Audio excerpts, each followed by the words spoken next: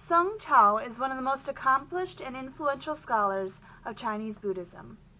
His work was at times an unwitting attempt to reconcile Chinese and Indian Buddhism. Scholars say he lived from about 374 to 1414 AD, which places him between the Han and Tang dynasties. Buddhism was a fresh import from India, and it quickly gained a philosophical influence on Chinese thought. Still, it was also a time when these thoughts and concepts needed to be processed, and the bulk of his work can be seen as an attempt to reconcile traditional Chinese philosophies and Indian Buddhism. This, at times, produces confusing results. Seng Chao allegedly came from a poor family and made his living as a copyist. This profession gave him the access to classic written materials that would come to change his life. One such text, the Vimalakirti, would in this way transform his life's direction. After reading it, he converted to Buddhism and became part of the inner circle of literary men in Chang'an. When the influential Indian Buddhist Kumarajiva came to Kuzhang in northwest China, Seng Chao decided to follow him. He stayed with his teacher at the Park of Perfect Happiness, collecting and collating the sutras, ultimately dying in 1414 AD. Seng Chao's major literary works are some of the best among Chinese Buddhists. They include essays collected in the Chaowen, prefaces on the Sutras and Sastras, a commentary on the Vimalakirti Nirdesa Sutra, and the three treatises. The three treatises are The Immuability of Things, The Emptiness of the Unreal, and Prajna is Not Knowledge. They address the concepts of past and present, existence, and the nature of consciousness as proposed by Seng Chao himself. The first treatise, The Immuability of Things, describes the evolution of past to present. It says events or things are quiescent, or identical. At the same time, he says that things have movement, that they are not identical and evolve to become what is now the present. This is a theory of dualism, a theory of quiescence and movement.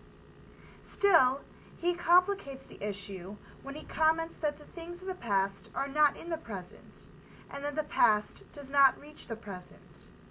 How then does change occur? To describe how change occurs, Seng Chao describes the relationship between the states. One way of describing change is likening it to a stream. This idea states that change is flowing. Old water replaces new water, much like the past moments replace the present moments. This model does not represent Seng Chao's own feelings on the subject. He prefers to think of each state as isolated and distinct, yet in constant shuffle. This concept can be compared to that of a slideshow or Nickelodeon. Each slide is static in that it retains its qualities of the image, but it is ever-changing in that the slides are in constant shuffle. To conclude, there really is no development to change according to Seng Chao. Just as each slide image stays the same after being shuffled in a slideshow, each moment stays the same as well. What we see as development is actually the constant flux of events. The second treatise is The Emptiness of the Unreal. This idea brings up the concept of man created by magic. According to Seng Chao, things exist, and at the same time, they do not exist. This concept can be seen as a practical extension of the first treatise. For Seng Chao, things come to pass as a result of various causes, and these things perish when those causes are gone, as a man created by magic. Again, he cements his belief that the past does not come to the present, but he extends this further to question reality. The last treatise is Prajna is Not Knowledge. The main goal of this treatise is to point to the middle path. It does so in a manner that truly shows Seng Chao's Taoist influences. Prajna prajna is sage wisdom, not everyday knowledge. It is empty and has no phenomenal qualities. Perhaps its most remarkable quality is in its simplicity. According to Seng Chao, it lacks an object of knowledge, something that ordinary knowledge possesses. A ball, for example, is a label and an object. With prajna, the object is unnecessary. It is simply what it is, emptiness and activity. Seng Chao's nature of consciousness showcases his Taoist influences. Seng Chao's views of the nature of consciousness are seen with the concepts of ultimate knowledge and mentation. All knowledge, or savajnata, is simply described as not knowing, yet all-knowing. This description, however vague it may seem, is sufficient for Seng Chao, as he contends that problems arise with defining objects. This tendency to label objects is called mentation. Mentation is the field or boundary that everyday knowledge places on the mind. It is very limiting because it labels and gives attributes. To Seng Chao, its utility is only with respect to the world and the consciousness of the world. It lacks subtlety and comprehension of what he ambiguously refers to as the markless. All knowledge is possible because its mind has no boundaries. Because of this, Seng Chao contends that omniscience is possible.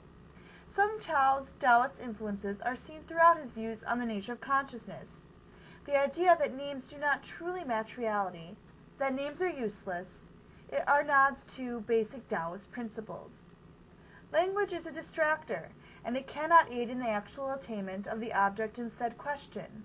When we label things, we limit them to that name, and in turn, we limit our minds.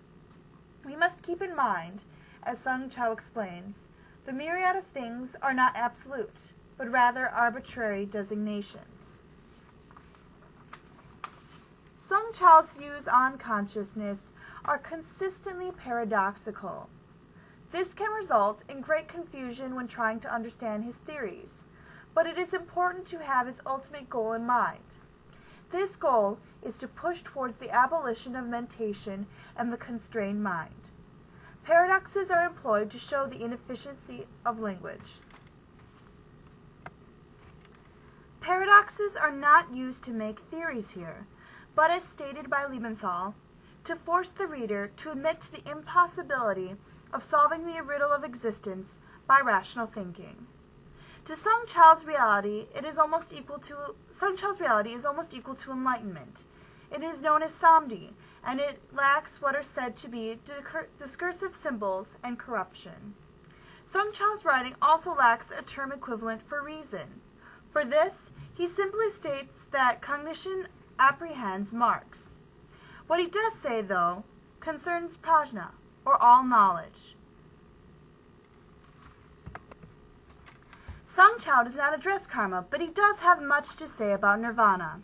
His words do not satisfy, but are direct shots at those who believe nirvana is a place or even a state of being.